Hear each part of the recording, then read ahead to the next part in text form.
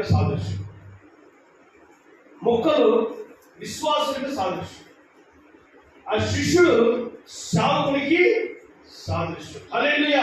ఈ మొత్తం సార్వత్రిక సంఘానికి కాపరి ప్రభువు యేసుక్రీస్తు వారు. గట్టిగా స్తోత్రం చెప్పండి. హల్లెలూయా. ఆ శిష్యులకు యేసుక్రీస్తు వారు నేర్పిస్తున్న విషయము చాలా క్షుణ్ణముగా అర్థమయ్యేటట్టుగా నేర్పిస్తున్నాడు. అయితే వచ్చిన విషయం ఏంటంటే, ఆ 12 గంపలకు ఉన్న శిష్యుల్లో ఒకడు ఉన్నాడు, యోధా ఇస్కరియోతు. హల్లెలూయా. మీకు అర్థమవుతుంది కదండి. ఆ 12 మందిలో ఒక గంప ఉంది. ఆ గంపను మోస్తున్న వ్యక్తి యోధా ఇస్కరియోతు, యేసుక్రీస్తు వారు పట్టించినవాడు. అయితే గమనించండి, నీవు ఏ గంపలో చేర్చబడుతున్నావు? మన గంప కాపరి ఎవరు? మన గంపను మోసుకెళ్ళే సేవకుడు యోధా ఇస్కరియోతా, లేకుంటే ఇంకొక సేవకుడా, ఇంకొక శిష్యుడా? ఒకసారి గమనించండి. దాంట్లో ఉన్న విశ్వాసం అనుకుంటున్నారంట,